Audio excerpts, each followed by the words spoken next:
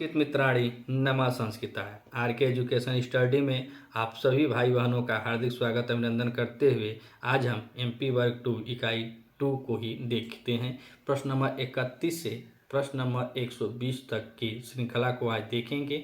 31 number प्रश्न से 120 number के प्रश्नों को बहुत ही महत्वपूर्ण प्रश्न हैं जो आपके समकक्ष ला रहे हैं। आइए हल करते हैं।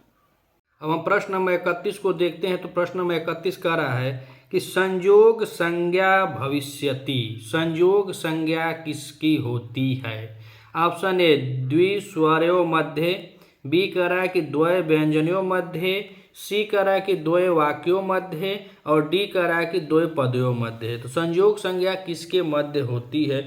तो संयोग संज्ञा हमेशा दो व्यंजनों के मध्य होती है। तो ऑप्शन बी कह रहा है कि दो व्यंजनों के मध्य होती है। तो इसमें हम देखेंगे तो एक आता है, जैसे उदाहरण के लिए हम देखें तो शुद्धोपास्य। और शुद्धोपास्य में यहाँ द ध य के मध्य संयोग संज्ञा होती है और सूत्र होता है हलो अंतराः संयोगे।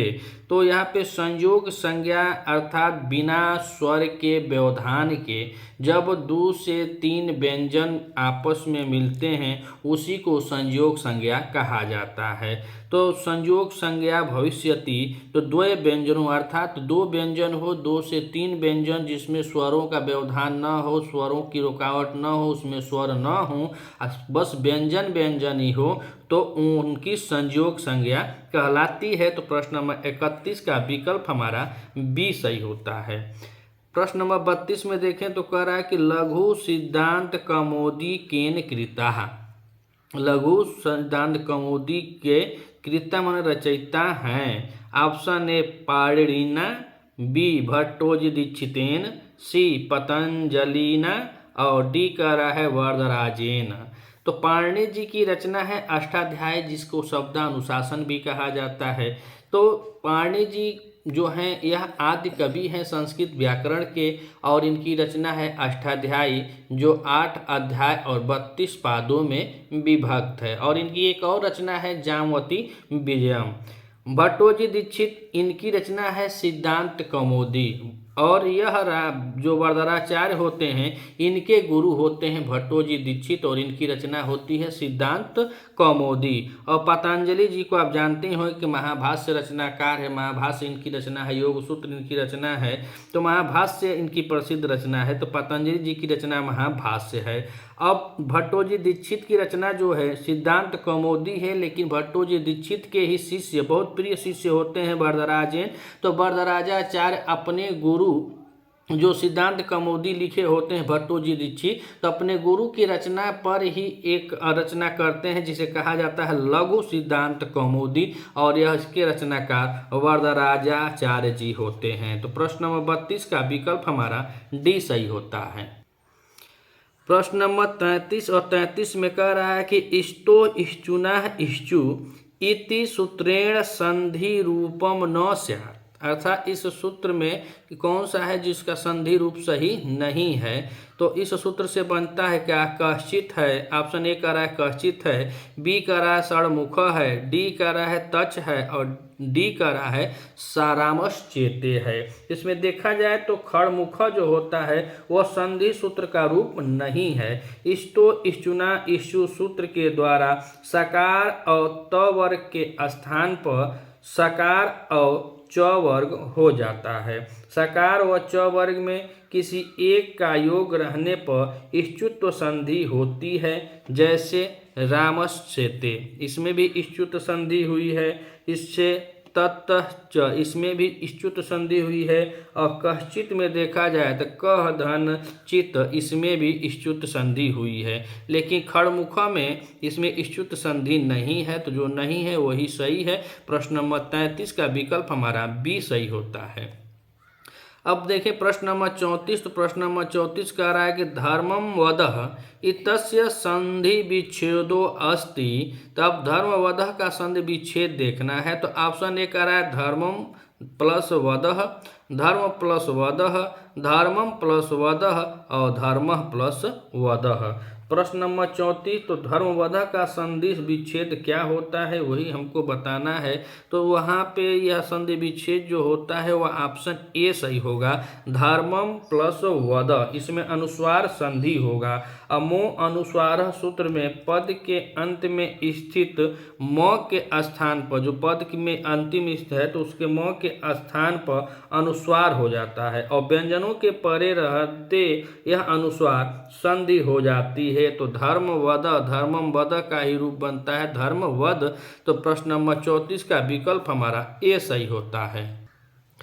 प्रश्न नंबर 35, प्रश्न नंबर 35 कह रहा है सछो अटी इति सूत्रेण संधि रूपम न स्यात्। ऑप्शन ए उच्छेह, बी स्वच्छंदः, सी तच्छ श्लोकः और डी कह रहा है तच्छ श्रुत्वा। तो ससो अटी सूत्र का संधि रूप न स्यात् नहीं है। तो इसमें देखें तो यह है उच्छेद से बनता है, तच्छलोका बनता है, तच्छ्रुत्वा बनता है, लेकिन स्वसंदः नहीं बनता है। प्रश्न नंबर 35 में विकल्प बी जो है यही सही होगा कि स्वसंदः नहीं बनता। क्या है कि स्वसंदः में स्व प्लस छंद, पद में तुग आगम हुआ है और संधि का प्रयोग हुआ है। छछोअटी पद के अंत में स्थित झय वर्गों के प्रथमा द्वितीय तृतीय चतुर्थ तथा पहला दूसरा तीसरे वर्ण के बाद स को छ हो जाता है और विकल्प से स के आगे अट स्वर ह यवरट वर्णों के होने पर यह छत्व संधि का सूत्र हो जाता है। तो इसमें सब में होगा उच्छेय और उच्छेय में संधि रूप देखें तो उद धन छेय होता है, तत्श्लोकों में तद धन श्लोक होता है और तद श्रुत्वा में तद श्रुत्वा होता है, लेकिन स्वसंध नहीं होता है। तो प्रश्न नंबर 35 में विकल्प हमारा बी सही होता है। अब हम बात करें प्रश्न नंबर 36, तो प्रश्न नंबर 36 कह रहा है स्वच्छ छाया इतरत्र संधि अस्ति। स्वस्थ छाया में कौन सी संधि है? तो इष्टुत्व संधि है कि तुगागम संधि है कि परसवर्ण संधि है कि पूर्व सवर्ण संधि है? अगर आप जानते हैं तो कमेंट करके आप हमको जवाब बता सकते हैं इसमें कौन सा विकल्प सही होगा। तो देखिए स्वच्छ छाया इतरत्र संधि अस्ति, इष्टुत्व संधि है कि तुगागम है, इसमें से कौन सी संधि सही है? तो इससे पहले हम लोगों ने व्याख्या किया कि इसमें कौन सी संधि है। तो पहले बताया कि स्वच्छंद, और यहाँ पे स्वच्छंद दिया था इसके पूर्व वाले में, और इसमें स्वछाया वही पूछ लिया। तो इसमें तुगागम संधि है। क्या है? तुग आगम संधि है। और कैसे तुग आगम संधि है? तो बताया जाता है कि स्वच्छ छाया पद में तुग आगम संधि का प्रयोग हुआ है और छे और च हरस्व स्वर के बाद छ आने पर उससे पहले तुक जो त होता है तो त का आगम हो जाता है, त को इष्टुत हो जाता है। यह सूत्र तुगागमम संधि का होता है। जैसे स्वधन छाया स्वछाया हुआ, तो उसी तरह शिव धन छाया शिवच्छ छाया होता है, तो उसमें तुगागम संधि होती है। प्रश्न नंबर 36 में विकल्प हमारा बी सही होता है। अब हम बात करें प्रश्न नंबर 37, तो प्रश्न नंबर 37 में कह रहा है कि रामस्य इतस्य विच्छेदः वर्तते। तो जो रामस्य है इसका संधि विच्छेद हमको बताना है। तो ऑप्शन ए करा कि राम धन च, फिर बी करा कि रामस प्लस च, और सी करा कि राम प्लस सच, और डी करा कि रामस प्लस च। तो प्रश्न नंबर 37 में देखें तो इसमें कौन सा विकल्प हमारा सही होगा? तो इसमें हमारा विकल्प सही होता है डी, रामस्य च, रामस्य च। और रामस्य च ही ये सही होता है, क्या है कि इसमें विसर्ग संधि होती है। तो रामस्य में जो यहाँ पे जो स है इसका विसर्ग हो जाता है, तो विसर्ग संधि है, तो यहाँ पे रामस्य का हो जाता है च, और रामस्य च हो जाएगा तो इसमें विसर्ग संधि में रत्व सजजुसोरु से होता है। उसके बाद विसर्ग खारवसानी विसर्जनीय से और फिर च लगता है तो उसमें हो जाता है सत्व विसर्जनीय। तो इसमें पूरा 37 नंबर प्रश्न में विकल्प हमारा डी सही होता है। प्रश्न नंबर 38 और प्रश्न नंबर 38 कह रहा है कि वाड़ा नाम अतिशयितः सन्निधि किम यज्ञम स्यात्। वर्णों के अत्यधिक समीपता को क्या कहते हैं? तो ऑप्शन ए कह रहा है कि संयोग संज्ञा होती है, कि संहिता संज्ञा होती है, कि संहिता संज्ञा होती है, कि पद संज्ञा होती है। तो जो इसमें देखा जाए तो जब दो वर्णों में अत्यधिक सानिध्य या समीपता को संधि कहते हैं और संधि को ही संहिता कहा जाता है। संहिता कहा जाता है जब हम लोग संधि पढ़ते हैं तो उसमें देखते हैं तो आता है एक है पररूप सन्निकर्ष संहिता संहिता पर संज्ञा होती है। तो वही संहिता संज्ञा यह किसमें आता है? तो यह संधि में बनाने के काम आता है, जिसमें होता है कि संहिता एक पद है नित्य समास से, ऐसा सूत्र इसका है। तो उसी में पूछ रहा है कि वर्णों के अति समीप होने पे क्या होती है, तो उनकी कौन सी संज्ञा होती है? तो यहाँ पे यंग प्रिंट संज्ञा कौन सी संज्ञा होती है? तो संहिता संज्ञा होती है। प्रश्न नंबर 38 विकल्प हमारा सी सही होता है। अब हम देखें प्रश्न नंबर 39। तो प्रश्न नंबर 39 में कह रहा है किसृकत्वम इति संधि विधायकम सूत्रम अस्ति। इसमें किसृकत्वम में कौन सी संधि हुई है? तो इसमें हम देखें कि कौन सी संधि है। तो पूछ रहा है तो ऑप्शन ए दिया है एचो अयावह सूत्र है, यह चारों का बस सूत्र दिया है। तो कह रहा है कि एचो अयावह है, कक सवर्ण दीर्घ से दीर्घ संधि हुई है, कि एचो अयावह सयादि संधि हुई है। विद्रादैच यह तो वृद्धि संज्ञा का है, तो ये वृद्धि संज्ञा नहीं होगा। इसमें वृद्धि रेची, यही वृद्धि रेची जो है यह संधि सूत्र है और इसमें संधि ही पूछ रहा है, लेकिन विद्रादेश जो है वह संज्ञा सूत्र है। तो प्रश्न नंबर 39 में कृष्णत्व में देखा जाए तो यहाँ पे वृद्धि संधि हुई है, यानी कि वृद्धि रेची से हुई है। किससे हुई है? वृद्धि रेची से। प्रश्न नंबर 39 में विकल्प हमारा डी सही होता है और इसमें बताया जाता है कि वृद्धि कृष्णत्व में वृद्धि रेची सूत्र से वृद्धि संधि होती है। और वृद्धि रेची होता क्या है? तो अवर्ण अ और आ के बाद ए ओ आई औ यच के रहने पर दोनों स्वरों के स्थान पर वृद्धि एक आदेश होता है। तो प्रश्न नंबर 39 में विकल्प हमारा डी सही होता है। प्रश्न नंबर 40 और प्रश्न नंबर 40 में कह रहा है कि आद गुण इति सूत्रेण सिद्धांत शुद्धम उदाहरणम अस्ति। आद गुण अर्थात गुण का कौन सा शुद्ध उदाहरण है? तो गुण संज्ञा गुण संधि होगी। अदेंग गुण नहीं, आद गुण पूछ रहा है। तो आद गुण में तो यहाँ पे देखें तो ऑप्शन ए कह रहा है पौड़ होत्रिकार कृष्णद्धि और पित्राज्ञा दिया है। तो प्रश्न नंबर 40 में देखें तो इसमें पहले यह बताया कि आदि गुण इस सूत्र का शुद्ध उदाहरण कृष्णद्धि है। तो प्रश्न नंबर 40 में विकल्प हमारा कौन सा सही होता है? विकल्प हमारा सी सही होता है। लेकिन आदि गुण में पहले हम बात कर लिए कि अ और आ के बाद यहाँ पे वृद्धि हुई थी ना, इसके पहले वृद्धि रेची में हम बात किए हैं कि अ आ के बाद ए ओ आई औ आए। तो अब यहाँ पे आदि गुण है, यानी कि गुण संधि होती है। तो यहाँ पे अ आ के बाद ई उ री ली के रहने पर दोनों के स्थान पर गुण एक आदेश होता है। तो प्रश्न नंबर 40 में विकल्प हमारा सी सही होता है। प्रश्न नंबर 41 और 41 नंबर प्रश्न में पूछ रहा है कि वसन धन ऋणम इत्यानयो संधि पर स्यात्। तो ऑप्शन ए कह रहा है कि वसन ऋणम, बी कह रहा है वसन ऋणम, सी कह रहा है वसनाणम और डी कह रहा है वसनारणम। इसमें से कौन सा संधि पद जो है वसन ऋणम का कौन सा संधि पद सही है? तो प्रश्न नंबर 41 में देखें तो विकल्प हमारा सी सही होता है, वसनाऋणम, अर्थात वह वस्त्रों के लिए ऋण को लेता है। तो प्रसवर भी कहा जाता है, इसको कंबल भी कहा जाता है। वसन माने कंबल भी होता है, प्रवत्सर कंबल। तो इसमें प्रवत्सर कंबल वसन दसड़ा ऋणे, तो प्रवत्सर कंबल वसन 10 और ऋण शब्द के आगे ऋण शब्द के रहने पर वृद्धि एक आदेश हो जाता है। कैसे? तो अ के बाद जब री आता है तो अर उच्चारण होता है। तो यहाँ पे वात्सर ऋणम में वात्सर ऋणम हो गया है। तो प्रश्न नंबर 41 का विकल्प हमारा सी सही होता है।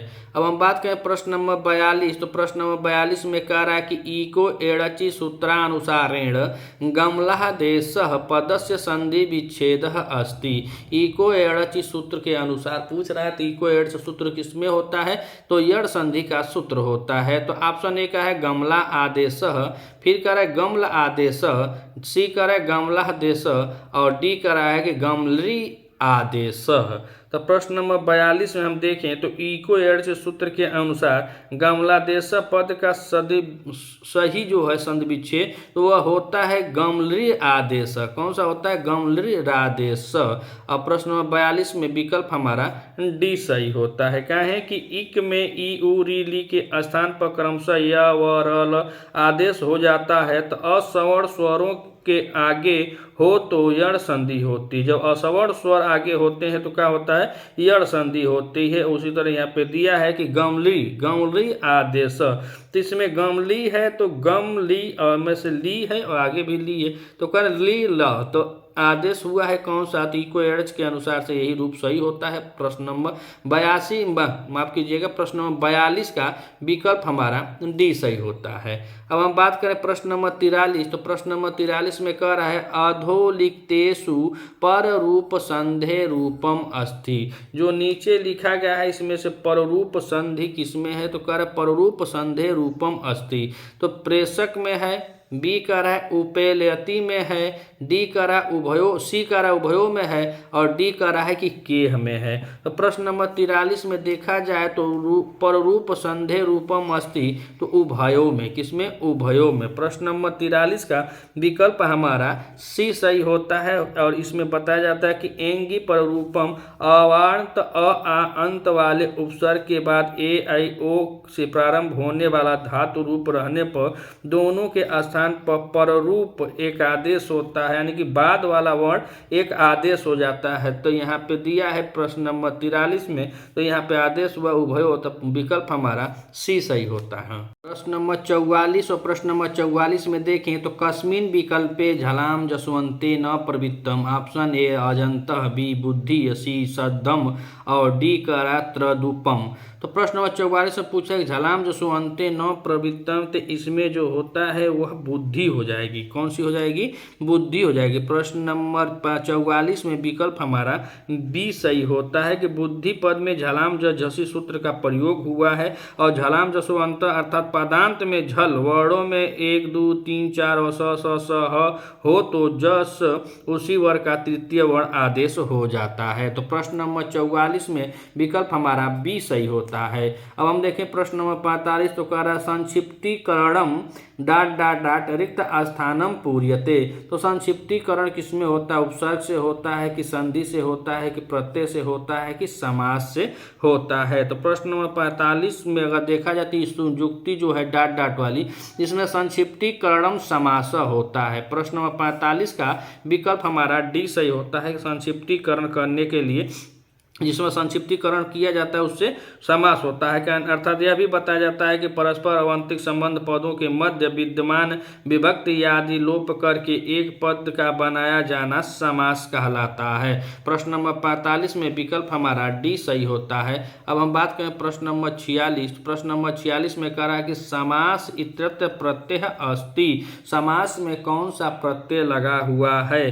तो समास में प्रत्यय कौन सा लगा हुआ है? तो कह रहे हैं कि कत प्रत्यय लगा हुआ है कि सत्र प्रत्यय लगा हुआ है कि ऋत प्रत्यय लगा हुआ है कि घय प्रत्यय है? तो समास में घय प्रत्यय लगता है। कौन सा? समास में घय प्रत्यय लगता है। प्रश्न नंबर 46 में देखा जाए तो सम उपसर्ग पूर्वक सम उपसर्ग अस धातु होती है। सम उपसर्ग अस धातु में घय प्रत्यय किया जाता है तो बनता है शब्द समास। और इसमें पूछा है कि समास में कौन सा प्रत्यय लगता है? तो घय प्रत्यय लगता है। प्रश्न नंबर 46 का विकल्प हमारा डी सही होता है। प्रश्न नंबर 47 और प्रश्न नंबर 47 में कह रहा है कि सामान्यतः तत्पुरुष समास कति विधि। ऑप्शन ए द्वय, बी त्रय, सी चत्वारः और डी पाँच। तो कह रहा है कि 2 होते हैं कि 3 होते हैं कि 4 होते हैं कि 5 होते हैं। तो सामान्यतः तत्पुरुष कति विधि, तत्पुरुष की कितने विधि होती हैं? तो तत्पुरुष समास की सामान्यतः 2 विधि होती हैं। कौन सी? दो विधि होती है। कौन कौन विधि होती है? तो एक होता है समानाधिकरण तत्पुरुष और दूसरा होता है व्याधिकरण तत्पुरुष। प्रश्न नंबर 47 में विकल्प हमारा ये सही होता है। अब हम बात करें प्रश्न नंबर 48। तो प्रश्न नंबर 48 में कह रहा है कि कंठस्य समीपम इति अर्थे क समासः। ऑप्शन ए केवल समास, बी अव्ययी भाव समास, सी तत्पुरुष समास और डी बहुव्रीहि समास। तो प्रश्न नंबर 48 में हम देखें तो कंठ समीपम, और समीपम जो होता है ये सब अव्यय के लिए प्रयोग होते हैं। अव्यय के जगह तो कह रहा है कंठ से समीपम में कौन सा समास होता है? तो इसमें अव्ययी भाव समास होता है। कौन सा समास होता है? अव्ययी भाव। प्रश्न नंबर 48 में विकल्प हमारा बी सही होता है। और क्योंकि जब उप अव्यय उपसर्ग लगता है जिसका अर्थ समीप होता है तो समास होने पर भी समीप अर्थ की प्रधानता से यहाँ पे क्या हो जाएगा? अव्ययी भाव समास हो जाएगा। अगर समीप के जगह पर उप का भी प्रयोग होता है तो उपकंठस्थ अर्थात कंठस्थ के समीप, और यहाँ पर समास हुआ है तो कंठस्थ समीप, इसमें भी अव्ययी भाव समास हो जाएगा। प्रश्न नंबर 48 में विकल्प नंबर हमारा बी सही होता है। अब देखें प्रश्न नंबर 50। तो प्रश्न नंबर 49 है। प्रश्न नंबर 49 में देखें तो कह रहा है कि पंचतंत्रम अस्य लौकिक विग्रह वर्तते। पंचतंत्रम का लौकिक विग्रह क्या होता है? तो पंचानाम तंत्रम समाहारः, पंचानाम तंत्राणाम समाहारः, और सी करा उभयो, और डी करा है पंचानाम तंत्राणाम समाहार। तो प्रश्न नंबर 49 और प्रश्न नंबर 49 में देखें तो इसमें एक सूत्र होता है संख्या पूर्व द्विगु। सूत्र से संख्यावाची पूर्व पद में द्विगु समास होता है। और पंचतंत्रम का लौकिक विग्रह देखा जाए इसमें होएगा पंचानाम तंत्राणाम समाहार, अर्थात प्रश्न नंबर 49 में विकल्प हमारा डी सही होता है। प्रश्न नंबर 50 और प्रश्न नंबर 50 में पूछ रहा है कि बहुव्रीहि समास अस्ति। बहुव्रीहि समास होता है, किसमें होता है? तो पूर्व पद प्रधान, उत्तर पद प्रधान, उभय पद प्रधान, और यहाँ पे कह रहा है कि अन्य पदार्थ प्रधान। तो पूर्व पद जो होता है तो पूर्व पदार्थ प्रधान तो अव्ययी भाव समास होता है, उत्तर पदार्थ प्रधान, उभय भाव प्रधान और अन्य भाव प्रधान। तो हमें बहुव्रीहि समास के बारे में बताना है। तो बहुव्रीहि समास में आप सब लोग विदित होंगे कि अन्य पदार्थ प्रधान यह समास होता है बहुव्रीहि समास। बहुव्रीहि समास में अन्य पद की प्रधानता होती है और समस्त किसी अन्य पद का विशेषण बन जाता है, इसीलिए इसका लिंग वचन आदि अन्य पद के अनुसार ही होते हैं। जैसे पीतम अम्बरम यस्य स पीताम्बरः, चत्वारि मुखानि यस्य स चतुर्मुख। तो पूछा इसमें है कि बहुव्रीहि समास है तो अन्य पद प्रधान समास है। प्रश्न नंबर 50 का विकल्प हमारा डी सही होता है। अब हम बात करें अगले प्रश्न की। तो प्रश्न कह रहा है 51 नंबर कि नीलोत्पलम अस्य लौकिक विग्रह वर्तते। इसका लौकिक विग्रह क्या है? तो यहाँ पे कह रहा है नीलः उत्पलम, बी करा नील उत्पलम, और सी करा लीलम उत्पलम, और डी करा लीलम उपलम। तो इसमें देखा जाए तो इसका सही विग्रह जो होता है उसका लौकिक विग्रह तो आप देख रहे हैं तो आप कमेंट करके बता भी सकते हैं कि इसका सही विग्रह क्या होगा। तो यहाँ पे देखें तो इसका उचित विग्रह होगा लीलम उत्पलम। प्रश्न नंबर 51 में विकल्प नंबर हमारा सी सही होता है कि लीलम उत्पलम। और विशेष विशेषण बहुलम सूत्र से विशेषण पूर्व पद कर्मधारय समास होता है। तो प्रश्न नंबर 51 में विकल्प हमारा सी सही होता है। अब हम बात करें प्रश्न नंबर 52। तो प्रश्न नंबर 52 कह रहा है कृत संज्ञकः प्रत्ययः कस्मिन् अर्थे भवति। लंग लकार अर्थे, लिट लकार अर्थे, लट लकार अर्थे या विध लिंग आकार अर्थे। इसमें देख प्रश्न नंबर 52 और प्रश्न नंबर 52 में हमारा विकल्प कौन सा सही है? तो विकल्प हमारा डी सही होता है। विधि लिंगार्थ है अर्थात कृत संज्ञक प्रत्यय कस्मिन् अर्थे भवति तो विधि लिंगार्थ है। और विधि लिंग क्या है होता है? तो विधि लिंग के विधिलिंग लकार के अर्थ में प्रयोग किया जाए। धातु पदों को नया पद बनाने वाले प्रत्यय को कृत प्रत्यय कहते हैं और कृत प्रत्यय मुख्य रूप से 7 प्रकार के होते हैं। इसमें तव्यत प्रत्यय का भी प्रयोग विधिलिंग लकार में किया जाता है। तो प्रश्न नंबर 52 का विकल्प हमारा डी सही होता है। अब प्रश्न नंबर 53 कह रहा है कि इत्य स्तुत्य जुस्य इत्यत्र क प्रत्यय। ऑप्शन ए यत प्रत्यय, बी ऋत प्रत्यय, सी के प्रत्यय और डी कह रहा है कि उड़ूल प्रत्यय। प्रश्न नंबर 53 में देखें तो इत्य ऋतुत्य जुस्य इन शब्दों में के प्रत्यय का प्रयोग हुआ है। किसमें किसमें हुआ है? तो यहाँ पे देखें तो यत ऋत केप, इसमें कौन सा है? इत्य क प्रत्यय, तो उसी को बताना है कि कौन सा प्रत्यय का प्रयोग हुआ है। तो प्रश्न नंबर हम लोग देखेंगे 53 में, तो प्रश्न नंबर 53 में विकल्प हमारा जो है वह सी होता है, अर्थात केप प्रत्यय का प्रयोग हुआ है। तो प्रश्न नंबर 53 में विकल्प हमारा सी सही होता है कि इत्य तुत्य जुस्य इत्यर्थ क प्रत्यय, तो सब में केप प्रत्यय लगा हुआ है। कौन सा प्रत्यय लगा हुआ है? तो सब में केप प्रत्यय लगा हुआ है और यहाँ पे यही पूछ रहा था कि कौन सा है। तो प्रश्न नंबर 53 विकल्प हमारा सी सही होता है। अब हम प्रश्न नंबर 54 देखें तो कह रहा है कारकः अत्र उड़ूल प्रत्यय केन सूत्रेण। कारक में उड़ूल प्रत्यय किस सूत्र से लगता है? तो ऑप्शन ए कह रहा है इयोर नाको से, बी अचोणिति से, सी अवोदितश से और डी उड़ूल त्रिचो से। तो प्रश्न नंबर 54 में देखा जाए तो कारक उड़ूल प्रत्यय जो लगता है वह उड़ूल त्रिचो से लगता है। प्रश्न नंबर 54 का विकल्प हमारा डी सही होता है। अब हम देखें प्रश्न नंबर 55, तो प्रश्न नंबर 55 कह रहा है कि ओडुम इत्यर्थ क प्रत्यय, और ओडुम इत्यर्थ क प्रत्यय पूछ रहा है तो इसमें हमको बताना है कि इसमें प्रत्यय कौन सा लगा हुआ है। तो तुम ओडुम लगा हुआ है तो लेप प्रत्यय ल्युट प्रत्यय लगा हुआ है कि सानच प्रत्यय लगा हुआ है कि सत्र प्रत्यय लगा हुआ है कि तुमुन प्रत्यय लगा हुआ है।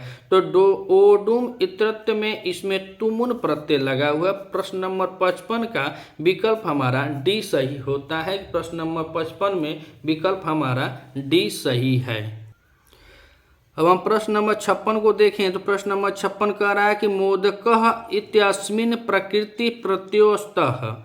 ऑप्शन ए मोद के साथ उड़ूल प्रत्यय लगा हुआ है कि मुद के साथ उड़ूल प्रत्यय लगा हुआ है कि मुंह के साथ उड़ूल प्रत्यय लगा हुआ है कि मोदक के साथ उड़ूल प्रत्यय लगा हुआ है। प्रश्न नंबर 56 में हम देखें तो मोदक में मुद के साथ उड़ूल प्रत्यय लगा हुआ है। किसके साथ? मुद के साथ उड़ूल प्रत्यय लगा हुआ है। मुद धातु उड़ूल प्रत्यय का प्रयोग होता है। अयुड़ो त्रिचो सूत्र से कर्ता अर्थ में धातुओं से उड़ूल और व त्रिच प्रत्यय के अर्थ में होता है। उड़ूल में ड़ और ल की इत संज्ञा हो जाती है। तो प्रश्न नंबर 56 में विकल्प हमारा बी सही होता है। अब हम बात करें प्रश्न नंबर 57। प्रश्न नंबर 57 में पूछा है कि पटुता इत्यर्थ प्रत्यय अस्ति, तम प्रत्यय की तरप प्रत्यय की कत प्रत्यय की तल प्रत्यय। तो इसमें हम देखेंगे इसमें कौन सा लगा हुआ है। तो पटुता दे रहा है और पटुता में यहाँ पे तमप तरप कत प्रत्यय नहीं, यहाँ पे तल प्रत्यय का प्रयोग किया गया है। प्रश्न नंबर 57 का विकल्प हमारा डी सही होता है। प्रश्न नंबर 58 और प्रश्न नंबर 58 में कह रहा है कि पोर दूप घातः इतेन क प्रत्यय है। ऑप्शन ए के प्रत्यय है, बी यत प्रत्यय है, सी ऋत प्रत्यय है और डी उड़ूल प्रत्यय है। तो इसमें हम देखें तो 5, 6, 8, 51 से 58 प्रश्नों तक लगातार प्रत्यय पूछ रहा है और इसमें से इम्पोर्टेंट जो प्रत्यय हैं उन्हीं से पूछ रहा है। जैसे के प्रत्यय है, ऋत प्रत्यय है, ल्युट है, सत्री है, सानस प्रत्यय है, तरप है, तमम है।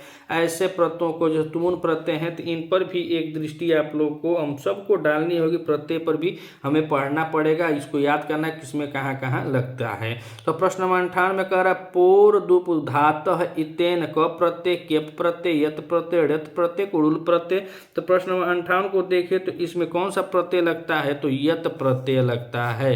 58 में यत प्रत्यय लगता है कि पोर दुपात पद में यत प्रत्यय का प्रयोग हुआ होता है और यह प वर्गांत सप लब आदि धातु जिनकी उपधा में हरस्व आकार हो तो यत प्रत्यय होता है। जैसे रम के साथ भी यत प्रत्यय लग गया तो रम्यम रूप बनता है, उसी तरह पौर्धुधातु में भी यत प्रत्यय लगा हुआ है। प्रश्न नंबर 58 का विकल्प हमारा बी सही होता है। अब प्रश्न नंबर 59 में देखें तो प्रश्न नंबर 59 कह रहा है कि राम शब्दस्य चतुर्थी विभक्तो एक वचन रूपम किम। रामेण रामाय रामस्य रामांति। यह तो बहुत आसान है, यह सब आप लोग बता ही देंगे, जानते ही होंगे कि चतुर्थी विभक्ति का एक वचन रामाय होता है। प्रश्न नंबर 60, प्रश्न नंबर 60 में कह रहा है कि युष्मत् शब्दस्य चतुर्थी विभक्तो एक वचन रूपम किम। त्वया ते युवयो युष्मानः। तो चतुर्थी विभक्ति में एक वचन युष्मत् का कौन सा रूप बनता है? तो प्रश्न नंबर 60 में देखें तो इसमें ते बनता है। कौन सा बनता है? ते। प्रश्न नंबर 60 का विकल्प हमारा बी सही होता है। अब हम प्रश्न नंबर 61 को देखें तो प्रश्न नंबर 61 कह रहा है कि भवेत इत्यत्र कः लकार प्रयुक्तः। ऑप्शन ए लिट लकार, बी विधिलिंग लकार, सी लट लकार और डी कह रहा है कि लुंग लकार। तो भवेत रूप बनता है हमारा कहाँ? विधिलिंग लकार में बनता है। और जब भवेत विधिलिंग लकार में बनता है तो विधिलिंग लकार में प्रथम पुरुष एक वचन का रूप होता है। प्रथम पुरुष एक वचन में अगर क्रमशः देखें तो भवेत बनता है और फिर भवेताम द्विवचन में और बहुवचन में भायो बनता है। तो प्रश्न नंबर 61 में भवेत में लकार पूछा है तो यह विधिलिंग लकार में बनता है। प्रश्न नंबर 61 विकल्प हमारा बी सही होता है। अब प्रश्न नंबर 62 कह रहा है कि वत्से प्रतिष्ठ स्वेदानीम इति वाक्य अव्ययम पदम प्रयुक्तम अस्ति। इसमें कौन सा अव्यय पद है? तो अव्यय पद कौन सा है? तो ऑप्शन कह रहा है कि वत्से है, बी कह रहा है कि स्व है, सी कह रहा है प्रतिष्ठस्व है और डी कह रहा है कि इदानीम है।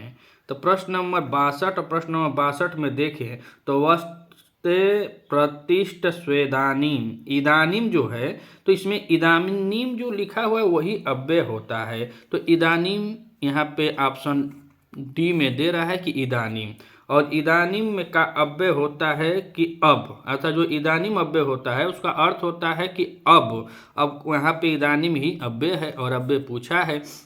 तो प्रश्न नंबर 62 में विकल्प हमारा डी सही होता है। अब हम बात करें प्रश्न नंबर 63 तो कह रहे कालवाचक अव्ययम पदम किम।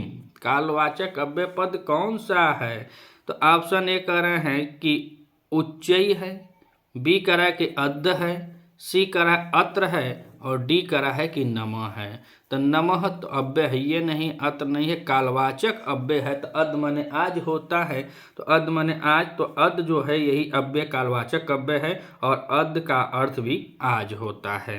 प्रश्न नंबर 63 विकल्प हमारा बी सही होता है।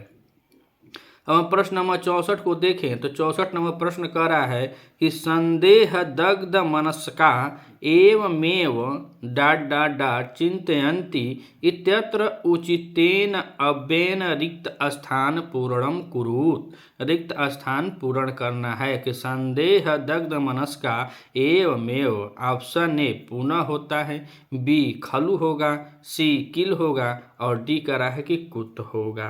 तो प्रश्न नंबर 64 में देखें तो इस वाक्य में खलु अव्यय पद है और खलु से तात्पर्य होता है निश्चित। तो यही पूछ रहा था कि इसमें जो अव्यय है वही हमको भरना है। प्रश्न नंबर 64 में विकल्प हमारा बी सही होता है।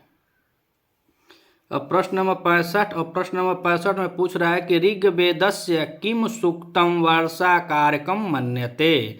ऑप्शन ए पुरुष सूक्तम, बी अच्छ सूक्तम, सी रुद्र सूक्तम और डी कह रहा है कि मंडूक सूक्तम। तो ऋग्वेद में जो वर्षा का कारक होता है उसे वह कौन सा है? मंडूक सूक्तम है कि अच्छ सूक्तम है कि पुरुष सूक्तम है कि रुद्र सूक्तम है? तो बताया जाता है कि ऋग्वेद में जो पद है तो ऋग्वेद में मंडूक सूक्तम वर्षा कारक मन्यते, अर्थात जो मंडूक सूक्तम होता है इसी को वर्षा का कारक माना गया है। मंडूक सूक्त ऋग्वेद के 9वें मंडल तथा 103वां सूत्र है।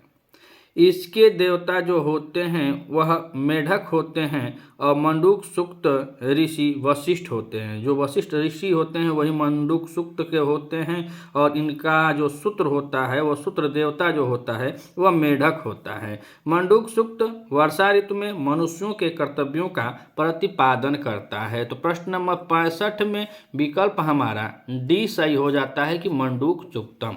प्रश्न नंबर 66 अर्थवेदस्य कस्मिन् काण्डे सूक्ते च भूमि माता पर्जन्य पिता च इति उक्तम। अर्थात अर्थवेद के किस कांड में भूमि माता पर्जन्य पिता च ऐसा उक्त है? तो 10वें कांड में है। कह रहा है कि 10वें कांड के चतुर्थ श्लोक सूक्त में है कि 12वें कांड के प्रथम सूक्त में है कि 11वें कांड के द्वितीय सूक्ते और 9वें कांड के तृतीय सूक्ते। तो प्रश्न नंबर 66 में हम देखेंगे तो अर्थवेद के 12 कांड के प्रथम जो 12वां कांड होता है उसके प्रथम सूक्त में, तो कौन सा है? ऑप्शन हमारा बी है। प्रथम सूक्त में यह मिलता है कि भूमि माता पर्जन्य पिता च इति उक्तम। अर्थवेद के 12वें कांड के प्रथम सूक्त में यह युक्ति वर्णित है जिसका अर्थ होता है भूमि हमारी माता हैं तथा पर्जन्य का हम पर पिता सदृश संरक्षण बना रहे। अर्थवेद का भूमि सूक्त ऐसे अनेक मंत्रों से विभूषित है जो वसुंधरा के सौंदर्य के प्रति मानव मात्र के उदांत को श्रेष्ठतम प्रकटीकरण करता है। तो प्रश्न नंबर 66 में विकल्प हमारा 12 कांड और प्रथम सूक्त, 12वें कांड में 12 कांड और प्रथम सूक्त वाला ऑप्शन सही होगा। तो प्रश्न नंबर 66 विकल्प हमारा बी सही है। अब हम बात करें प्रश्न नंबर 67। तो कह रहा है कि निम्नांकितेषु शुद्धम वाक्यम अस्ति, निम्न में से शुद्ध वाक्य कौन सा है? तो कह रहे हैं बालकम मोदकम रोचते। तो बालकम जहाँ मोदक रोचते होता है तो यहाँ चतुर्थी विभक्ति होती है, तो ये तो कट जाएगा कि यहाँ पे चतुर्थी विभक्ति होनी चाहिए, तो द्वितीया दे दिया है। अब कह रहा है कि शिवात क्रुद्धति, शिवात क्रुद्धति मतलब यहाँ पंचमी है, क्रुद्ध दो ईस्या असूया के जगह पर कौन सी लगती है? पंचमी। तो यहाँ पे क्रुद्ध दो है ईस्या असूया, तो यहाँ पर भी गलत हो जाता है। तो यहाँ पे दिया है कि शिवात क्रुद्धति, और क्रुद्धति में क्या होता है? तो आप लोग जानते हैं चतुर्थी विभक्ति होती है, तो हुई भी नहीं करेगा। धर्मे रीते न सुखम, इसमें द्वितीय यहाँ पे जो दिया है ग्रामम निक्सा, हाँ यह सही है। अभी तो परित समय निक्सा के युग में द्वितीय विभक्ति लगती है। तो प्रश्न नंबर 67 में विकल्प हमारा सी सही होता है कि ग्रामम निक्सा सरह वर्तते, गाँव के समीप में एक तालाब है। प्रश्न नंबर 67 विकल्प हमारा सी सही है। अब देखते हैं प्रश्न नंबर 68 को। तो अब प्रश्न नंबर 68 को हम देखें तो प्रश्न नंबर 68 कह रहा है कि शुद्धम वाक्यम अस्ति, कौन सा शुद्ध वाक्य है? ए कह रहा है वृक्षात अधः, बी कह रहा है वृक्षम अधः, सी कह रहा है वृक्षे अधः और डी कह रहा है वृक्षस्य अधः। तो प्रश्न नंबर 68 और प्रश्न नंबर 68 में हम देखें शुद्ध वाक्य क्या होता है। तो इसमें हम लोग पढ़े हैं कि अध के योग में षष्ठी विभक्ति लगती है और जिसमें षष्ठी होगी वही सही होगा। तो यहाँ पर कौन सा दिया है? वृक्षात दिया है, तो वृक्षात दिया है तो ये तो पंचमी कट जाएगी। अब यह कहा वृक्षम, और वृक्षम में द्वितीय यह भी कट जाएगी। वृक्षे यह भी नहीं होगा, कहाँ के तृतीय यह भी कट जाएगी। वृक्षस्य अध, कहाँ कि अध के साथ जब षष्ठी लगी है तो उसमें षष्ठी चाहिए। तो प्रश्न नंबर 68 में विकल्प हमारा डी सही होगा, वृक्षस्य अध है, वृक्षस्य अध। तो यहाँ पे षष्ठी से यही वाक्य हमारा शुद्ध हो जाता है। प्रश्न नंबर 68 का विकल्प हमारा डी सही है। अब हम बात करें प्रश्न नंबर 69। तो कह रहे हैं कि रघुवंशस्य मंगलाचरणे कस्य वंदना उपलभ्यते। तो मंगलाचरण रघुवंश महाकाव्य है और महाकाव्य यह कालिदास जी की रचना है, महाकवि कालिदास जी की रचना है। रघुवंश महाकाव्य है, इसमें 19 सर्ग हैं। इसमें भगवान रामचंद्र के कुल इक्ष्वाकु वंशियों की बात की जाती है, 31 राजाओं का वर्णन है और इसका मंगलाचरण नमस्कारात्मक मंगलाचरण होता है और इसमें भगवान शिव और माता पार्वती की वंदना की गई है। तो यहाँ पे देखिए कह रहा है कि शिवस्य रामस्य सीताया या ब्राह्मण। तो रामस्य ब्राह्मण नहीं, यह भगवान शिव की आराधना की गई है और भगवान शिव की आराधना की गई हो माता पार्वती और भगवान शिव की आराधना करते हैं। जो ऐसे है कि वागार्था विव संपृक्तो वागार्थ प्रतिपतये जगत पितरो वंदे पार्वती परमेश्वरो। तो यह रघुवंशम का मंगलाचरण है, नमस्कारात्मक मंगलाचरण होता है। भगवान शिव और माता पार्वती की वंदना की जाती है। यह 19 सर्गों में विभक्त महाकवि कालिदास जी की रचना है। प्रश्न नंबर 69 में विकल्प हमारा ए सही होता है। अब प्रश्न नंबर 70 कह रहा है कि किरातार्जुनीय महाकाव्य रचना आधार ग्रंथक।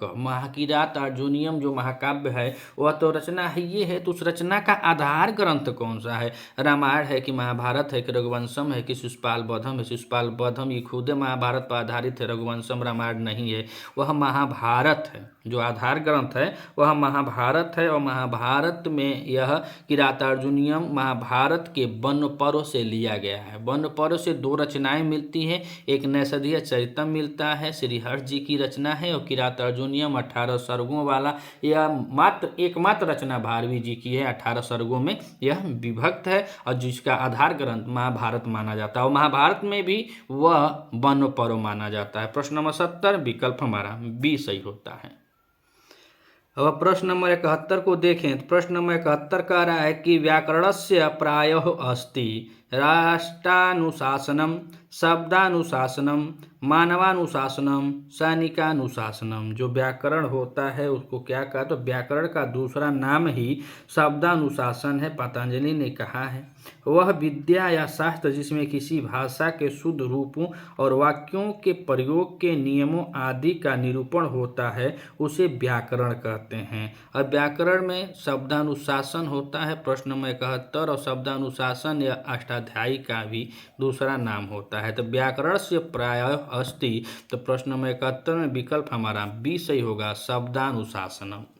प्रश्न नंबर 72 नंबर प्रश्न कह रहा है कि हिरण्यस्य कंगनम विभक्ति अस्ति। हिरण्यस्य मतलब होता है सोना, और कंगनम माने कंगल। तो यहाँ पे सोने का कंगन है, प्रकृति विकृति भाव से बना हुआ है, तो यह प्रकृति है। सोना जो है प्रकृति है, और इसी को गला करके ही कंगन बनाया जाता है। तो कह रहा है कि हिरण्यस्य कंगनम विभक्ति अस्ति, इसमें कौन सी विभक्ति है? तो सोने का कंगन है। तो कर्ता ने कर्म को करण से, ऐसे आप चेक करेंगे अपादान संप्रदान के लिए, अपादान अलग होने के षष्ठी का के की, तो यहाँ पर आएगा सोने का कंगन। तो पंचमी होती है कि षष्ठी होती है कि सप्तमी होती है कि सभी होते हैं? यहाँ पे सरकारी विकल्प भी मौजूद है, कह रहे हैं सर्वे, अर्थात सब होते हैं। तो हम देखेंगे तो इसमें विभक्ति पूछ रहा है, तो सोने का कंगन जो है प्रस्तुत वाक्य में षष्ठी से सूत्र से षष्ठी विभक्ति का प्रयोग हुआ है। प्रतिपादिक व कारक के अर्थों से भिन्न स्व अस्वाभिभाव इत्यादि संबंधों को शेष कहते हैं। इसी शेष अर्थ में षष्ठी विभक्ति का प्रयोग किया जाता है। प्रश्न नंबर 72 में विकल्प हमारा बी सही होता है। अब हम देखें प्रश्न नंबर 73। प्रश्न नंबर 73 कह रहा है कि रघुवंशे त्रयोदशे सर्गे का कथा वर्णिता अस्ति, अर्थात रघुवंश के 13वें सर्ग में कौन सी कथा वर्णित है? ऑप्शन ए कह रहा है कि रामस्य अयोध्या प्रत्यागमन, बी कह रहा है सीता परित्याग, सी कह रहा है रावण वधम, और डी कह रहा है रामस्य राज्याभिषेक। इसमें क्या हुआ था? अयोध्या में आए थे कि सीता का परित्याग हुआ था, कि रावण वध की कथा वर्णित है, कि राम के राज्याभिषेक की कथा वर्णित है? तो प्रश्न नंबर 73 में हम देखें तो इसमें रघुवंश के 13वें सर्ग में पुष्पक विमान से अयोध्या लौटते हुए राम सीता को धरती के सुंदर दृश्य दिखाते हैं। भौगोलिक स्थलों के प्रामाणिक वर्णन, सीता वियोग की करुणा स्मृतियों के चित्रण, और भारतीय वसुंधरा की सुषमा के निरूपण की दृष्टि से यह सर्ग विशेष रमणीय है। तो इसमें का बहुत रमणीय है? तो प्रश्न नंबर 73 में विकल्प हमारा ए सही हो जाएगा कि रामस्य अयोध्या प्रत्यागमन। प्रश्न नंबर 73 विकल्प हमारा ए सही है। अब हम बात करें प्रश्न नंबर 74 की, तो प्रश्न नंबर 74 कह रहा है कि एकः कन्या नृत्यति शुद्धम वाक्यम किमस्ति। इसमें से शुद्ध वाक्य चुनना है कि एक कन्या नृत्यति वाक्यम शुद्ध क्या होता है? तो ऑप्शन कह रहा है एकम कन्या नृत्यति, बी कह रहा है एकः कन्या नृत्यति, सी कह रहा है एकः कन्या नृत्यति, और डी कह रहा है एकः कन्या नृत्यति। तो हम लोग इसको देखेंगे तो इसमें कौन सा विकल्प हमारा सही है? तो यहाँ विशेष रूप से कन्या जो है वह स्त्रीलिंग के अनुसार विशेष उसका है तो यहाँ पे एक एक दिया है तो यहाँ पे एका होना चाहिए। स्त्रीलिंग में क्या हो जाएगा, यह जो विशेष है वह एका हो जाएगा। तो यहाँ पे एका कहीं नहीं दिया है, एकम दिया है, एक दिया है, एकह दिया है, लेकिन यहाँ पर सही कौन सा होगा, एकह कन्या नृत्यति, स्त्रीलिंग में होने के कारण। तो प्रश्न नंबर 74 में विकल्प हमारा बी सही होता है, एकह कन्या नृत्यति। अब हम प्रश्न नंबर 75 को देखें तो कह रहा है भूपत्यु सह आलपति रेखांकित पदे शुद्ध रूपम स्यात्। यहाँ पे रेखांकित पद जो भूपत्यु है इसमें कह रहा है कि इसमें शुद्ध रूप क्या होगा, तो भूपतिराम होगा कि पापाय होगा कि भूपतिना होगा कि भूपत्य होगा। तो यहाँ पे एक सूत्र काम करता है जो होता है सूत्र प्रश्न नंबर 75 में, तो सहयुक्ते अप्रधाने, जो सूत्र होता है संयुक्त अप्रधाने, तो संयुक्त अप्रधाने से भूपति में जो है वहाँ पे तृतीया विभक्ति का प्रयोग किया गया है और यह भूपत्तु दिया है, यहाँ पे जो है तृतीया विभक्ति होना चाहिए। तो सह आलपति और यहाँ पे सहयुक्त अप्रधान्य सूत्र है, तो तृतीया किस में है, भूपतिराम में है कि पापाय में है, भूपतिना है, भूपतिना। प्रश्न नंबर 75 में विकल्प हमारा सी सही होगा, भूपतिना। सह कहाँ है कि सह आया है और सह के योग में सहयुक्त अप्रधान्य से क्या होता है, तृतीया विभक्ति लगती है। तो प्रश्न नंबर 75 में विकल्प हमारा सी सही होता है। अब हम बात करें प्रश्न नंबर 76, तो कह रहे हैं कि को अपि पदे संधि अस्ति, को अपि पदे संधि अस्ति। तो यहाँ पे पूछ रहा है कि कौन सा पद जो है जो संधि करता है, तो को अपि पदे संधि अस्ति। ऑप्शन ए व्यंजन संधि, यण संधि। तो को अपि में कौन सा मतलब संधि है, तो वही पूछ रहा है कि विसर्ग संधि है कि च्युत संधि है। तो को अपि में संधि हम लोग देखेंगे तो को अपि में विसर्ग से पहले अ तथा बाद में अ हो तो विसर्ग के स्थान पर ओ की मात्रा तथा बाद में अ का पूर्व रूप अवग्रह, जो यहाँ पे अवग्रह लगा होता है यही अवग्रह हो जाता है। जैसे क धन अपित, तो इसका सब संधि रूप देखेंगे तो इसका शुद्ध क्या होगा, क धन अपि, तो हो जाता है को अपि। एक दूसरा आता है इसी तरह शिव धन अर्चे, तो वो भी विसर्ग संधि होती है, तो उसमें भी यही आता है कि शिव धन अर्चे, तो उसका भी यहाँ पर अवग्रह चिन्ह लग जाता है। तो को अपि में संधि कौन सी है, तो विसर्ग संधि है भैया। प्रश्न नंबर 76 का विकल्प हमारा सी सही होता है। अब हम बात करें प्रश्न नंबर 77, तो कह रहा है कि नगर स्थितात्म इति पदे समासः अस्ति, नगर स्थिताम इति पदे समास अस्ति। कौन सा समास है, अव्ययी भाव है कि द्वंद्व समास है कि कर्मधारय है कि तत्पुरुष समास है। प्रश्न नंबर 77 में देखें तो इसका समास पद होगा जो नगर में स्थित है। तो तत्पुरुष उस समास को कहते हैं जिसमें प्रथम शब्द द्वितीय शब्द की विशेषता बताते हैं। तत्पुरुष का प्रथम पद वैष्टिक बोधक होता है तथा विशेषण का कार्य करता है और उत्तर पद विशेष होता है। इसका विग्रह होगा तो नगरे स्थिता यानी कि नगर स्थिता। तो प्रश्न नंबर 77 में देखेंगे तो विकल्प हमारा डी सही होता है, तत्पुरुष समास है। प्रश्न नंबर 78 और प्रश्न नंबर 78 कह रहा है कि अस्मिन अन्य पदार्थ प्रधान सह समासो भवति। ऑप्शन ए अव्ययी भाव समास, बी बहुब्रीहि समास, सी कर्मधारय समास और डी कह रहा है तत्पुरुष समास। और यहाँ एक ऑप्शन और बढ़ा दिया है, यहाँ पे ई कह रहा है कि द्वंद्व समास होगा। तो प्रश्न नंबर 78 में अस्मिन अन्य पदार्थ प्रधान बहुब्रीहि समासो भवति। प्रश्न नंबर 78 का विकल्प हमारा बी सही होता है कि जिसमें अन्य पद प्रधान होता है उसमें बहुब्रीहि समास होता है। जैसे अगर बहुब्रीहि समास का यौगिक अर्थ देखा जाए तो बहुब्रीहि धान्यम, अर्थात यस्य अस्ति च बहुब्रीहि, जिसके पास बहु चावल हो। इसमें दो पद हैं, बहु और व्रीहि। प्रथम पद दूसरे शब्द का विशेषण है और दोनों मिलकर किसी तीसरे का विशेषण है। तो इस प्रकार से यहाँ पे समास कौन होता है, बहुब्रीहि। यहाँ पे अन्य पद प्रधान होता है, वहाँ पे बहुब्रीहि समास होता है। प्रश्न नंबर 78 विकल्प हमारा बी सही है। प्रश्न नंबर 79 कह रहा है कि तत्पुरुष पद में कौन सा समास है।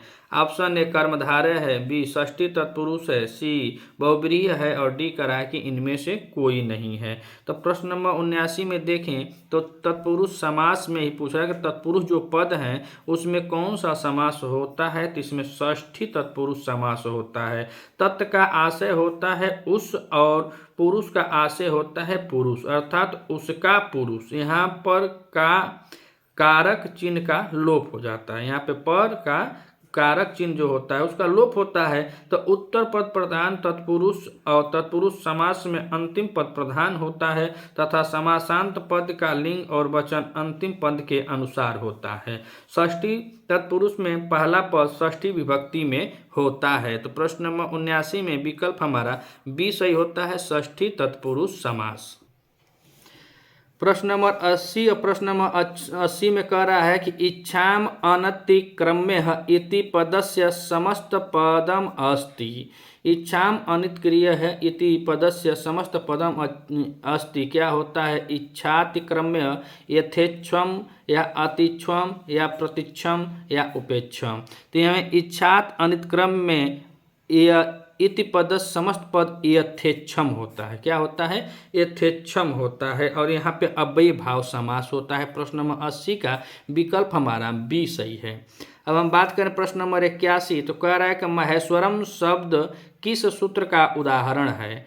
ऑप्शन ए वृद्धिरेची का है, 2 उरण रपरह का है, सी उदेंग, ये तो हइबे नहीं करता सूत्र में, अदेंग गुण हो तो लिखा उदेंग गुण, और एड़ी पररूपम भी नहीं होता है। प्रश्न नंबर 81 में हम देखें तो विकल्प हमारा महेश्वरम में वृद्धिरेची होती है। वृद्धिरेची किसका सूत्र होता है, तो वृद्धि संधि का सूत्र होता है। तो प्रश्न नंबर 81 में विकल्प हमारा ए सही होता है।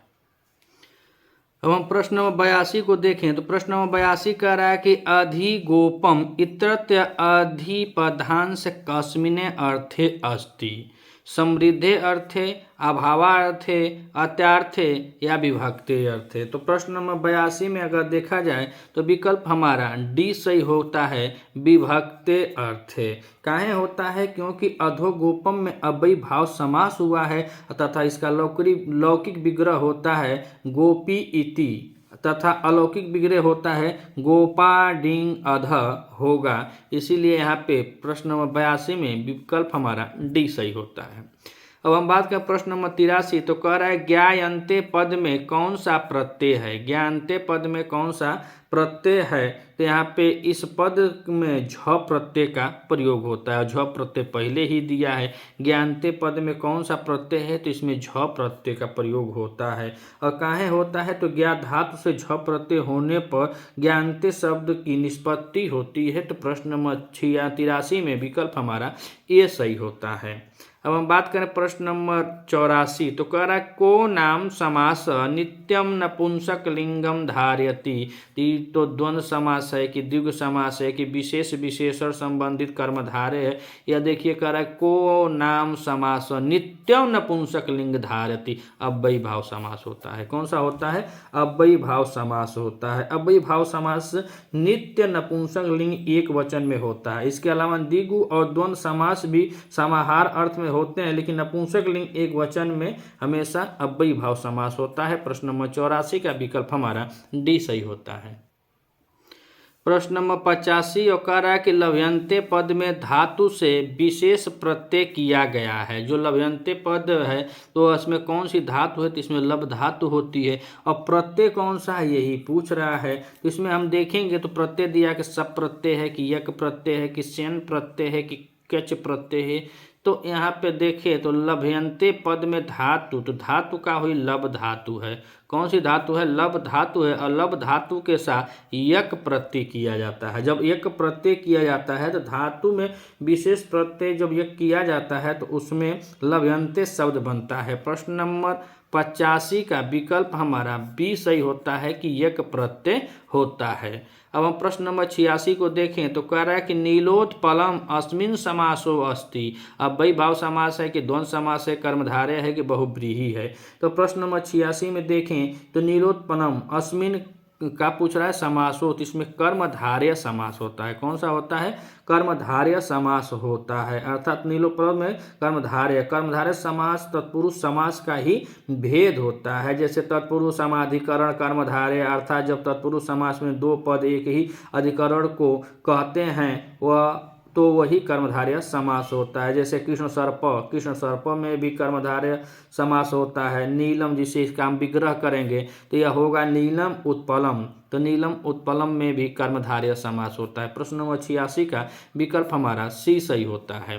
अब हम बात करें प्रश्न नंबर 87, तो कह रहा है कि महांतो राजानः में रेखांकित पद में कौन सा प्रत्यय है। महांतो राजानः में रेखांकित पद में कौन सा प्रत्यय लगा हुआ है। सस है कि डस है कि अम है कि जस है। तो महांतो राजानम में रेखांकित पद में कौन सा प्रत्यय हुआ है, तो यहाँ पे जस प्रत्यय हुए हो, जस प्रत्यय लगा हुआ है और इसका अर्थ होता है महान राजा। तो प्रश्न नंबर 87 का विकल्प हमारा डी सही होता है, जस प्रत्यय। प्रश्न नंबर 88 को देखें तो कह रहा है कि संकुला खंड का विग्रह है। ऑप्शन ए संकुलया खंड, बी संकुला खंड, सी संकुलाया खंड और डी करा है संकुलाया खंड, संकुलायाम खंड। तो प्रश्न नंबर 88 में संकुला खंड का विग्रह होता है संकुलया खंड, और संकुलया खंड जो होता है इसका विग्रह होता है अव्ययी भाव समास में। नित्य रूप से यह क्या होता है, नपुंसक लिंग एक वचन में होता है। अव्ययी भाव समास नित्य पुरुष लिंग, नित्य नपुंसक लिंग, माफ कीजिएगा, अव्ययी भाव समास नित्य नपुंसक लिंग एक वचन में प्रयोग होता है और द्वंद्व समाज में उभय पद प्रधान होता है। द्विगु समाज में पूर्व पद संख्यावाचक होता है तथा बहुब्रीहि समास में अन्य पद प्रधान होता है। तब अव्ययी भाव समास में प्रायः पूर्व पद अव्यय होता है, लेकिन समास होने पर समस्त पद अव्यय बन जाता है। तो यही पूछ रहा था प्रश्न नंबर 88 में, तो विकल्प हमारा ए सही होता है, सकुलया खंड। अब हम देखें प्रश्न नंबर 89। प्रश्न नंबर 89 में कह रहा है कि शुद्ध पद में कौन सा प्रत्यय है, और शुद्ध शब्द में कौन सा प्रत्यय है। तो ऑप्शन कह रहा है कि जस प्रत्यय है कि क प्रत्यय कि कत प्रत्यय होता है। ऑप्शन सी दिया है कत प्रत्यय। शुद्ध में कौन सा है, तो कत प्रत्यय है। कत एवं कतवतु प्रत्यय को निष्ठा भी कहते हैं, कहीं इनकी संज्ञा निष्ठा संज्ञा होती है, और कत एवं कतवतु किसी कार्य की समाप्ति का बोध कराते हैं, अतः इन्हें निष्ठा कहते हैं। यथा भुज धातु कत प्रत्यय भुक्तम, इसी तरह यह शुद्ध बना है तो शुद्ध में भी कत प्रत्यय का प्रयोग किया जाता है। प्रश्न नंबर 89 में विकल्प हमारा सी सही है।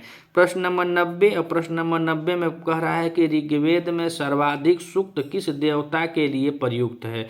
देवता है अग्नि के लिए, इंद्र के लिए, उषा के लिए कि विष्णु के लिए। तो प्रश्न नंबर 90 में हम देखें तो ऋग्वेद में लगभग 250 सूक्तों में इंद्र की स्तुति की गई है, अतः ऋग्वेद में सर्वाधिक सूक्त जो हैं वह इंद्र के लिए ही प्रयुक्त हुए हैं। प्रश्न नंबर 90 में विकल्प हमारा बी सही होता है। अब प्रश्न नंबर 91 को देखें तो कह रहा है कि तत् के चतुर्थी विभक्ति एक वचन स्त्रीलिंग का रूप है। जो तत् है उसकी चतुर्थी विभक्ति स्त्रीलिंग का रूप क्या होता है, तो ताव्य होता है कि तस्सई होता है कि यस्सई होता है कि तस्याम होता है। तो तत्व के चतुर्थी विभक्ति एक वचन स्त्रीलिंग का रूप तस्सई होता है। तो तस्सई कहाँ अपना दिया गया है, तो विकल्प बी में दिया है। तो प्रश्न नंबर 91 में हम देखें तो हमारा विकल्प बी सही होता है कि तत् शब्द का चतुर्थी विभक्ति का रूप तस्सई होता है। तो 91 में विकल्प हमारा बी सही है। प्रश्न नंबर 92 और प्रश्न नंबर 92 कह रहा है कि वेद के व्याख्याकार के रूप में सर्वाधिक प्रख्यात भारतीय आचार्य हैं। Option A Arvind, B Dayanand, C Sayana और डी कह रहा है कि यास्क। तो वेदों के व्याख्याकार के रूप में सर्वाधिक प्रख्यात भारतीय आचार्य जो हैं वह सायण है। कौन है, सायण। प्रश्न नंबर 92 का विकल्प हमारा सी सही होता है। अब हम देखें प्रश्न नंबर 93। तो कह रहा है कि प्रतिकूलोपहितम में कौन सा प्रत्यय है। ऑप्शन ए कतवतु है, बी तमप है, सी कत है और डी सत्र प्रत्यय है। तो प्रश्न नंबर 93 में हम देखें तो इसमें कौन सा प्रत्यय होता लगा हुआ है, तो इसमें कतवतु प्रत्यय। प्रतिकूलोपहितम में कौन सा प्रत्यय है, तो कतवतु प्रत्यय है। कतवतु प्रत्यय की ही क्या संज्ञा होती है, निष्ठा संज्ञा होती है, और निष्ठा का अर्थ ही होता है समाप्त होना। तो प्रश्न नंबर 93 में विकल्प हमारा ए सही है। प्रश्न नंबर 94 में पूछ रहा है कि शिक्षावल्ली कस्याम उपनिषदि विद्यते, अर्थात जो शिक्षावल्ली है वह किस उपनिषद में है। तैत्तिरीय उपनिषद में है, प्रश्नोपनिषद में है कि ऐतरेयोपनिषद निषदी में है कि कठोपनिषदी में है? तो इसमें से कौन से निषद में है? तो देखिए शिक्षावल्ली जो होता है वो तैत्तिरीय उपनिषद में होता है। किसमें? तैत्तिरीय उपनिषद में होता है। तैत्तिरीय उपनिषद में देखा जाए तो 3 बल्ली होती है। पहला शिक्षावल्ली होती है, दूसरा ब्रह्मानंद बल्ली होती है और तीसरा भृगु बल्ली होती है। तैत्तिरीय उपनिषद में शिक्षा के 6 अंगों का वर्ण है: वर्ण, स्वर, मात्रा, बल, साम और संतान। वर्ण, स्वर, मात्रा, बल, साम, संतान इत्युक्त शिक्षार्थे या शिक्षा अध्याय तैत्तिरीय उपनिषद प्रथम अध्याय का दूसरा सूक्त होता है। तो कह रहा शिक्षावल्ली तैत्तिरीय उपनिषद में है। प्रश्न नंबर 94 का विकल्प हमारा ये सही है। अब हम बात करें प्रश्न नंबर 95, तो कह रहा है कि ऋग्वेदे कस्य सर्वाधिकानि सूक्तानि सन्ति? ऋग्वेद में सबसे अधिक सूत्र किसमें है? तो प्रश्न नंबर 95 एक बार रिपीट हो, एक बार और पूछ रहा था। इसी में पूछा है ना कि ऋग्वेद में कस्य सर्वाधिकानि सूक्तानि? तो इंद्र में, इंद्र सूक्त जो है इसी में ज़्यादा है, इसकी इंद्र के लिए ज़्यादा प्रयोग किया गया है सूक्तों का। इंद्र भगवान है तो उन्हीं के लिए ज़्यादा प्रयोग है। प्रश्न 95 में विकल्प हमारा बी सही है। प्रश्न नंबर 96 कह रहा है कि महर्षि पतंजल्यानुसारम ऋग्वेदस्य शाखा कति वर्तन्ते? पंचदशः, सप्तदशः, षोडशः, एकः विशन्ति? तो प्रश्न नंबर 96 में देखें किसमें से कौन सा सही होता है। तो प्रश्न नंबर 96 में महर्षि पतंजला अनुसार ऋग्वेद एकः विशन्ति शाखा वर्तते। महर्षि पतंजलि के अनुसार एक विशन्तिशा वह वाहविच्यम अर्थात महाभाष्य में ऋग्वेद की 21 शाखाओं का उल्लेख है। चरणव्यूह के अनुसार वर्तमान में ऋग्वेद की 5 शाखाएं प्राप्त है। पहली है साकल, दूसरी है वास्कल, तीसरी है आश्वलायन, चौथी है संख्या और पंचमी कौन सी है? मांडुकायन। तो प्रश्न नंबर 96 में हम देखें तो विकल्प हमारा कौन सा सही होता है? विकल्प हमारा डी सही हो जाएगा, एक विशन्ति। प्रश्न नंबर 97 और कह रहा है कि कर्ता पद में कौन सी संधि है? ऑप्शन ए पुरुरूप संधि है, बी यण संधि है, सी गुण संधि है और डी वृद्धि संधि है।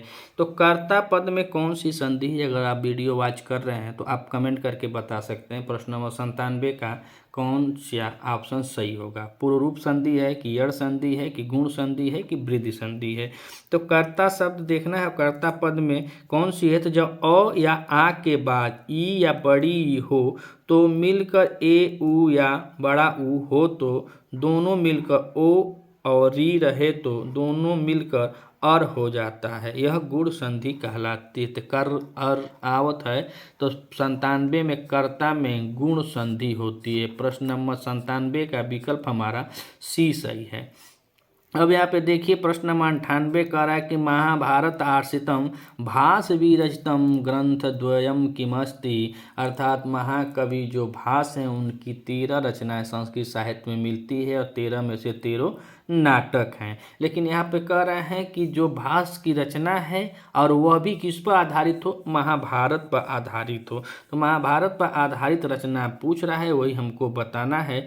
तो यहाँ पे देखिए अद अतनेसु समीचीनम विकल्पम चिन्हुत, इसमें से कूट के जैसे दिया ए और डी है, बी करा बी और सी है और सी करा सी और डी है और डी करा बी और डी है।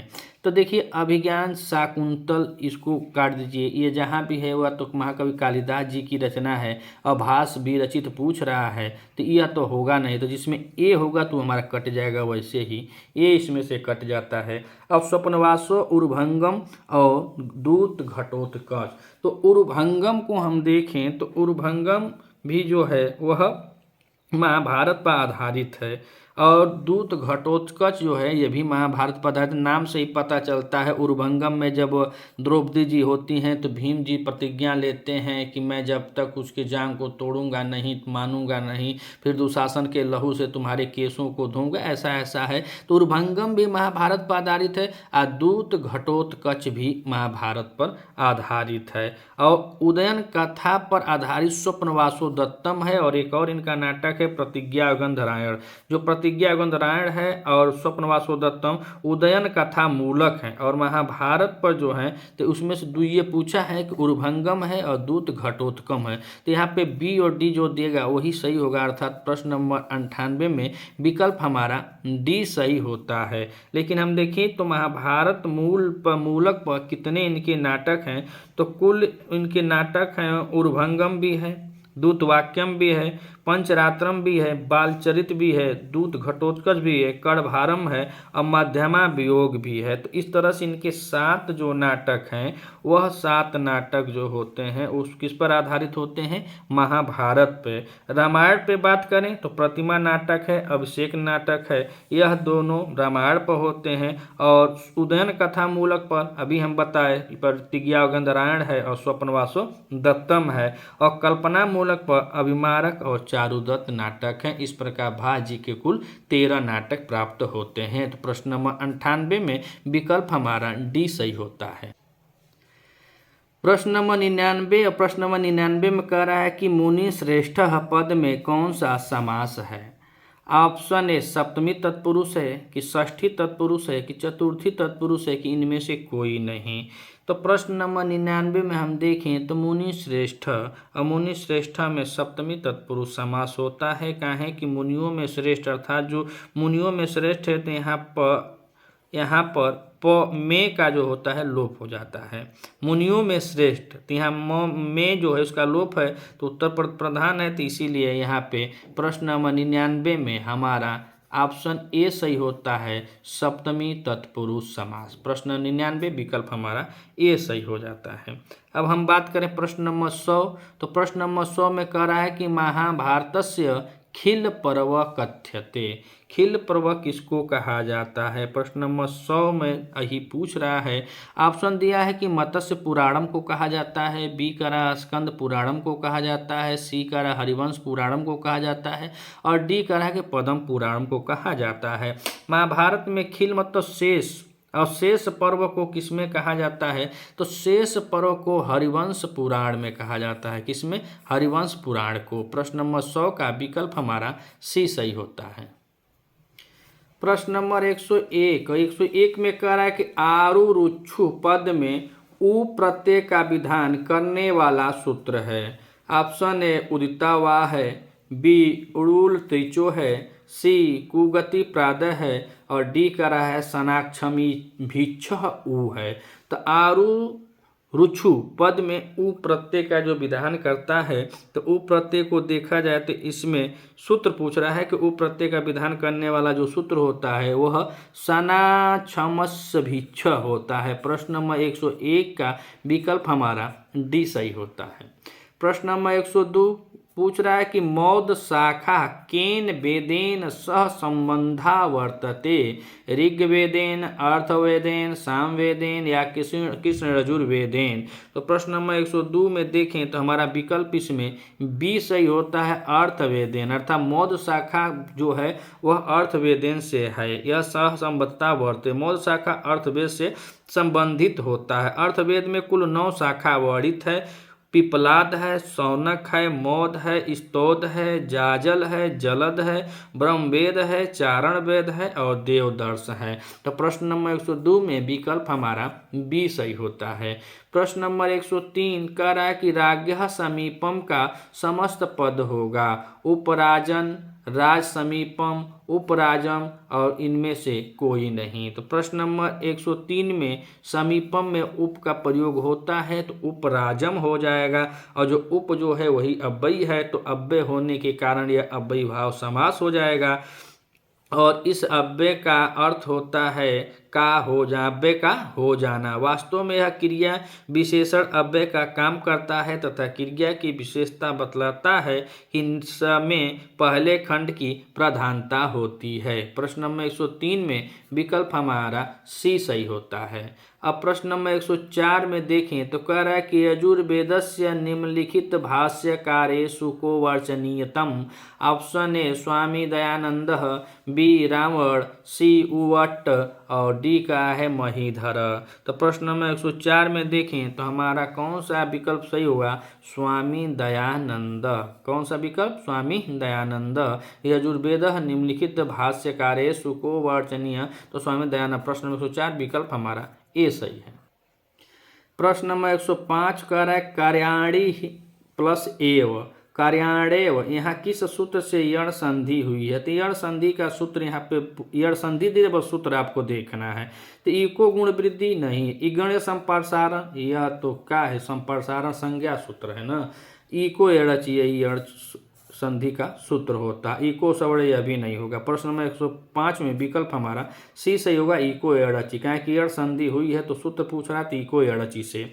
प्रश्न नंबर 106 में कह रहा है कि ऋग्वेद में कौन देवता चमत्कार युक्त कार्यों को संपादन करते हैं। अश्वनियों यानी अश्विनी कुमार, कि इंद्र, कि मारुत, कि उषा। तो प्रश्न नंबर 106 में देखें तो ऋग्वेद में अश्विनी जो देवता होते हैं वो चमत्कार युक्त कार्यों का संपादन करते हैं। ऋग्वेदीय देवताओं में अश्विनों का विशेष स्थान होता है। तो प्रश्न नंबर 106 में विकल्प हमारा ए सही होता है। अब हम बात करें प्रश्न नंबर 107 की। तो प्रश्न नंबर 107 में कह रहा है कि निम्न में से सामवेद से संबद्ध उपनिषद कौन सा है। ईसा है कि प्रश्न है कि मुंडक है कि छंदोग्य है। तो प्रश्न नंबर 107 और इसमें सामवेद से संबद्ध उपनिषद जो होता है वह छांदोग्य है। कौन सा है, छांदयोग उपनिषद है। अर्थवेद से संबंधित उपनिषद मुंडोपनिषद और प्रश्नोपनिषद संबंधित होते हैं, लेकिन यहाँ पे सामवेद दिया है और सामवेद से संबंधित जो होता है छांदोग्य होता है। प्रश्न नंबर 107 का विकल्प हमारा डी सही होता है।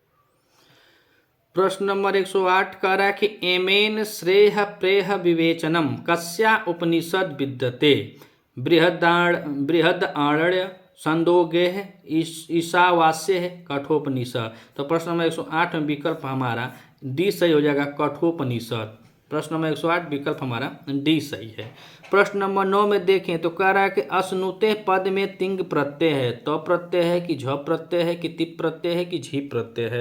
तो प्रश्न नंबर 109 में देखें तो इसमें अनुसते पद में कौन सा प्रत्यय होता है, तो इसमें तो प्रत्यय होता है। प्रश्न नंबर 109 का विकल्प हमारा ए सही कि इसमें तो प्रत्यय है, लेकिन लगता कैसे है, तो प्रथम पुरुष में यह बनता है तू ताम अंतु, मध्यम पुरुष में बनता है तू ता तम तह, उत्तम पुरुष में बनता है आनी आव आमह। तो प्रश्न नंबर 109 में विकल्प हमारा ए सही होता है।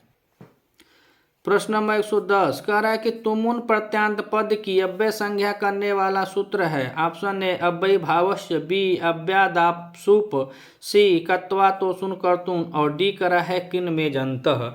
तो यहाँ पे देखा जाए तो अव्ययी भाव करने का सूत्र पूछ रहा है प्रश्न नंबर 110 में कि तुमुन प्रत्यांत पद की अव्यय संज्ञा करने वाला सूत्र जो होता है वह किरमेन जंत होता है। कौन सा होता है, किरमेन जंत। और किरमेन जंत जब कोई, इसमें बताया जाता है कि जब कोई दूसरी क्रिया करने के लिए कोई क्रिया करता है तब जिस क्रिया के लिए क्रिया की जाती है उसी की धातु में तुमुन प्रत्यय लगता है। तो प्रश्न नंबर 110 में विकल्प हमारा डी सही हो जाता है, क्रिमे जंत। अब देखिए प्रश्न नंबर 111 तो कह रहा ईड़ माने जाना, धातु से तव्यत प्रत्यय करने पर रूप बनेगा। एतव्य बनेगा कि एतव्य बनेगा, ऐसितव्य बनेगा कि तव्यो बनेगा। प्रश्न नंबर 111 में देखें तो ईड़ जो है जाने की योग में बता रहा है कि ईड़ जाना है, धातु से तव्यत प्रत्यय करने पर कौन सा बनता है, तो यहाँ पे एतव्य बनता है। क्या बनता है, एतव्य बनता है। और एतव्य का है तो कह रहा है तयत के त से केवल इतना सूचित होता है कि यह प्रत्यय के अंत में होने वाला शब्द है, स्वरित होते हैं। जैसे यड़ यथा ईड़ में तने किया जाए तित्यंत भूतव्यत भवितव्य इत्यादि शब्द बनते हैं, उसी तरह यह भी यहाँ पे ईड़ जाना के साथ में एतव्य बनता है। प्रश्न नंबर 111 का विकल्प हमारा बी सही होता है। अब हम बात करें प्रश्न नंबर 112। प्रश्न नंबर कह रहा है कि अधि सिंह आस्था श्याम सूत्र में कर्म संज्ञा होती है। ऑप्शन ए करण की, बी संप्रदान की, सी अपादान की और डी आधार की। तो प्रश्न नंबर 112 में देखें तो अधि सिंह आस्था श्याम सूत्र से में कर्म संज्ञा आधार की होती है। किसकी होती है, आधार की। प्रश्न नंबर 112 में विकल्प हमारा डी सही होता है।